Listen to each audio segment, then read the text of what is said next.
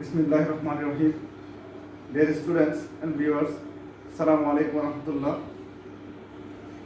Welcome to English Second Level class brought to you by Kazamali School and College. This is Abdullah Mahmood, assistant teacher, Kazamali School and College. Today, I am going to discuss about voice change. How to change active to passive. তো voice change করতে হলে প্রথম আগে জানতে হবে ভয়েসটা কি, voice কাকে বলে। আমরা সবাই জানি ক্রিয়াটা কি। ক্রিয়া মানে হচ্ছে ভার্ব। পার্টস অফ স্পিচের মধ্যে আমরা জানি আমাদের 8 প্রকার কি আছে, পার্টস অফ স্পিচ আছে, এর মধ্যে verb.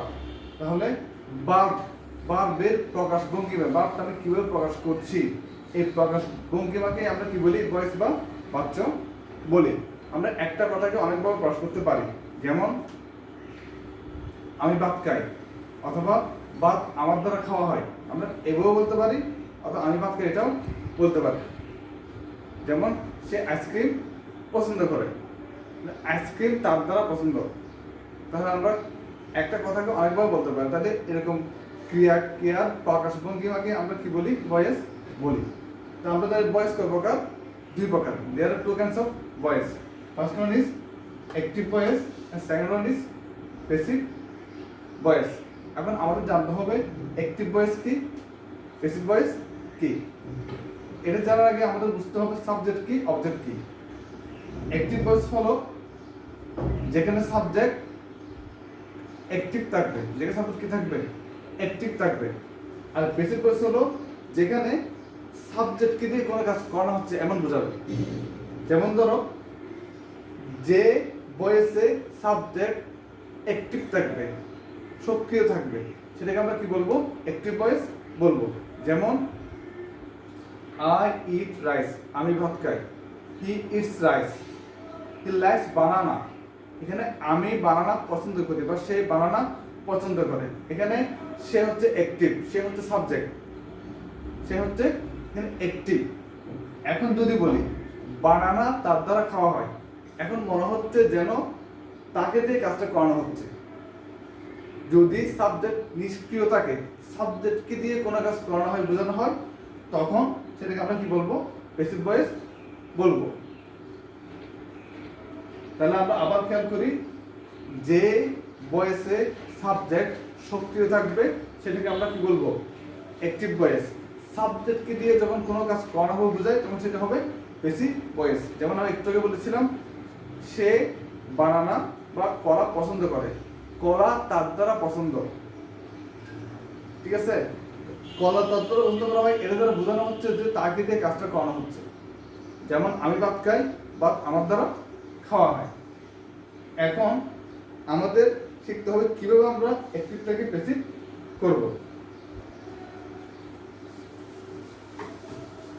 Let us discuss about how to change active to passive.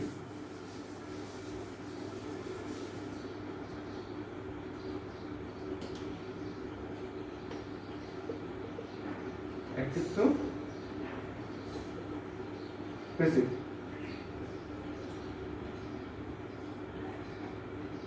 This one is part 1. তো অ্যাক্টিভ থেকে প্যাসিভ করতে হলে আমাকে অ্যাক্টিভের সাবজেক্ট এবং অবজেক্ট চিনতে হবে। সাবজেক্ট এবং অবজেক্ট চিনতে হবে। ঠিক আছে, সাবজেক্ট অবজেক্ট না চিনলে আমি কি করতে পারবো না, অ্যাক্টিভ থেকে প্যাসিভ করতে পারবো না। তাহলে প্রথমে কি করতে হবে, আমি এভাবে দিলাম,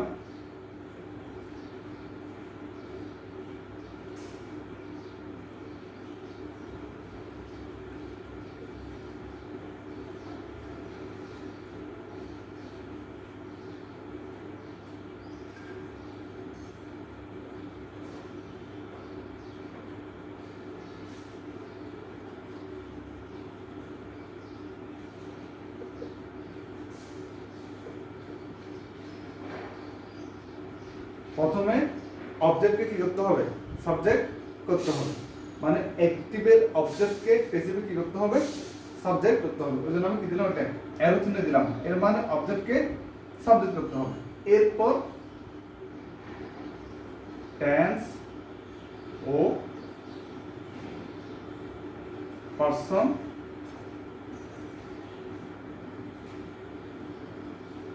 অনুসারে কিভাবে অক্সিলারি ফর্ম। টেন্স ও পার্সন অনুসারে কি হবে?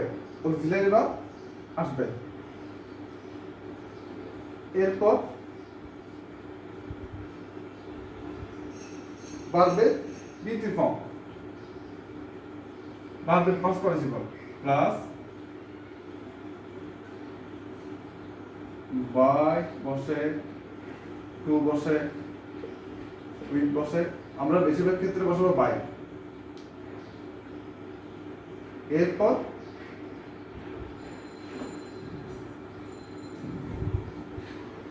অ্যাক্টিভের সাবজেক্টকে বেসিক্যালি কি করতে হবে? অবজেক্ট করতে হবে। তাহলে আমরা প্রথমে দেখি অবজেক্টকে কি করতে হবে? সাবজেক্ট। কিসের অবজেক্ট? অ্যাক্টিভের অবজেক্টকে বেসিক্যালি কি করতে হবে? সাবজেক্ট করতে হবে। তারপর টেন্স ও পার্সন অনুসারে কি হবে?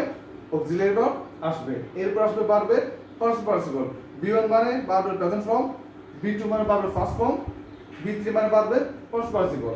এরপর আসবে বাই, টু অথবা উইথ। আমরা বেশিরভাগ ক্ষেত্রে কি ইউজ করব? বাই ইউজ করব। বিশেষ বিশেষ ক্ষেত্রে টু বা উইথ ব্যবহৃত হয়। এরপর সাবজেক্ট কি করতে হবে? অবজেক্ট করতে হবে। এখন আমরা আসি, তাহলে আমি জাস্ট একটা উদাহরণ দিই। যেমন ধরো একদম সহজটা দিই, হি লাইকস বানানা। এটা হচ্ছে অ্যাক্টিভ ভয়েস। এখন এটাকে আমি যখন প্রেসিড করবো তাহলে কিভাবে করবো? তাহলে আমি বলেছি যে হি লাইকস বানানা, সে বানানা পছন্দ করে। এখন এখানে সাবজেক্ট কি, অবজেক্ট কি? দেখো, কোন বাক্যকে কে দিয়ে প্রশ্ন করলে যে উত্তর পাওয়া যাবে সেটাকে আমরা কি বলি? সাবজেক্ট বলি। যেমন হি লাইকস বানানা, সে বানানা পছন্দ করে। কে বানানা পছন্দ করে? তাহলে সে। এখন সাবজেক্টকে কি দ্বারা প্রশ্ন করলে বা ভার্বকে কি দ্বারা প্রশ্ন করলে যে উত্তর পাওয়া যাবে সেটাকে আমরা কি বলবো? অবজেক্ট। যেমন সে কি পছন্দ করে? তাহলে সে কি পছন্দ করে? বানানা। তাহলে বানানা হচ্ছে কি? অবজেক্ট। তাহলে আমাকে কি করতে হবে? অবজেক্টকে সাবজেক্ট করতে হবে। আর কি হবে? বানানা প্রথমে আসবে কি? অবজেক্টকে সাবজেক্ট করলাম। এরপর কি? টেন্স ও পার্সন অনুসারে অক্সিলারি ভার্ব। তাহলে আমাদের জানতে হবে কোন টেন্স অনুযায়ী কোন অক্সিলারি ভার্ব আসবে। এখন দেখা যাচ্ছে এটা present indefinite tense. Present indefinite tense হলে কি আসে? এন্ড, ইজ, আর আসে। তাহলে এখানে আসবে ইজ। Banana is. কেন ইজ আসবে? বানানা হচ্ছে থার্ড পারসন সিঙ্গুলার নাম্বার। এরপরে ভার্বের ফার্স্ট পার্টিসিপল। লাইক এর ফার্স্ট পার্টিসিপল হচ্ছে লাইকড, লাইকড। তো বাই। এখন হি এর objective form, subjective form, objective form. He এর অবজেক্টিভ ফর্ম হচ্ছে হিম। তাহলে আমাদের banana is liked by him, এটা সাবজেক্ট কি করলাম? অবজেক্ট করলাম। বানানা আর নাউন, নাম চেঞ্জ হয় না কিন্তু প্রনাউন চেঞ্জ হবে। হি এর অবজেক্টিভ ফর্ম হচ্ছে হিম। তাহলে আমাদের আগে তাহলে সাবজেক্টিভ ফর্ম এবং অবজেক্টিভ ফর্ম সম্বন্ধে আমাদের জানতে হবে। তাহলে আমরা আলোচনা করি।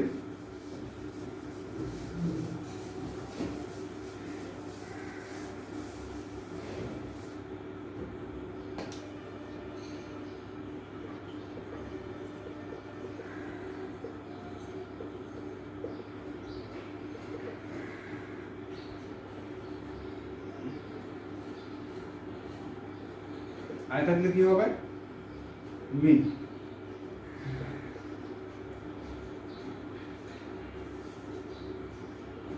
উই থাকলে আস। ইউ থাকলে ইউ। হি থাকলে হিম। সি থাকলে হার। দে থাকলে দেন। তাহলে আই হচ্ছে সাবজেক্ট ফর্ম, এটা অবজেক্ট ফর্ম হচ্ছে কি?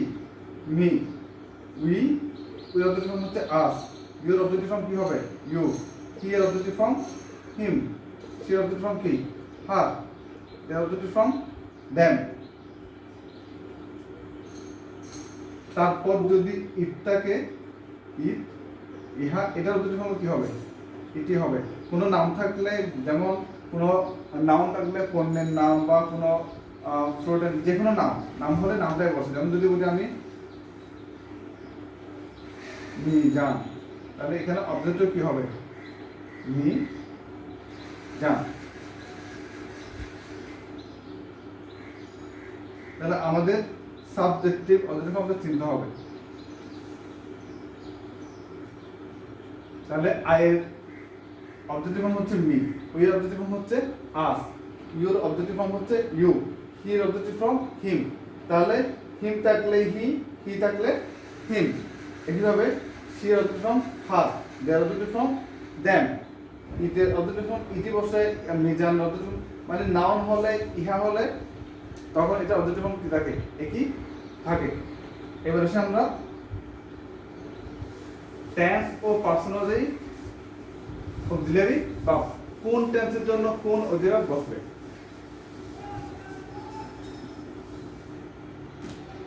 লিখে দিচ্ছি এখানে আমি টেন্স ও পার্সন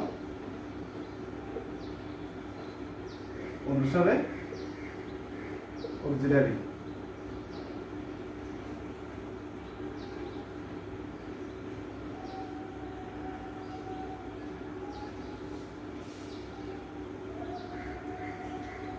যদি প্রেজেন্ট ইনডিফিনিট হয় তখন হবে am, is, are। Present continuous হবে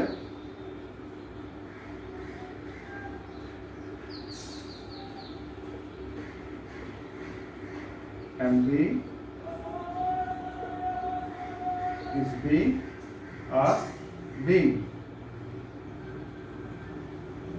প্রেজেন্ট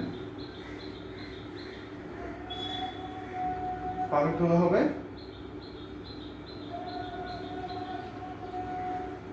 have been বা has been। এরপর ফার্স্ট টেন্স, ফার্স্ট ইনডিফিনিট হলে কি হবে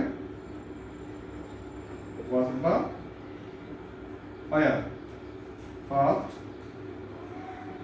কন্টিনিউয়াস হলে হবে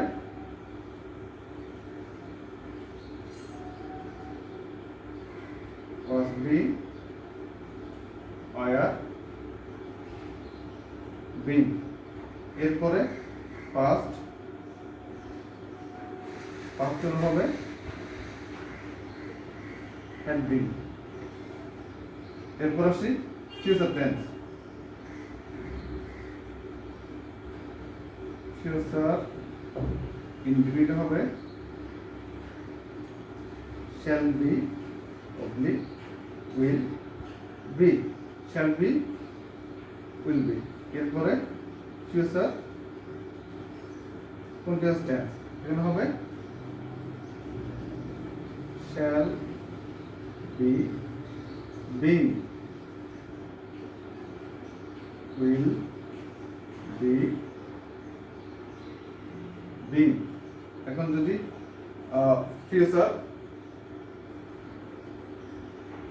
পারফেক্টের ক্ষেত্রে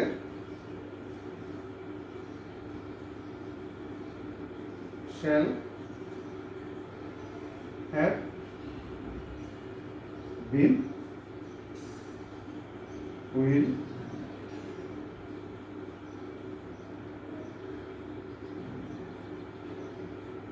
have been। আমাদের আবার খেয়াল করি, যদি সেন্টেন্স প্রেজেন্ট ইনডিফিনিট হয় তখন অক্সিলারি ভার্ব আসবে am, is, are।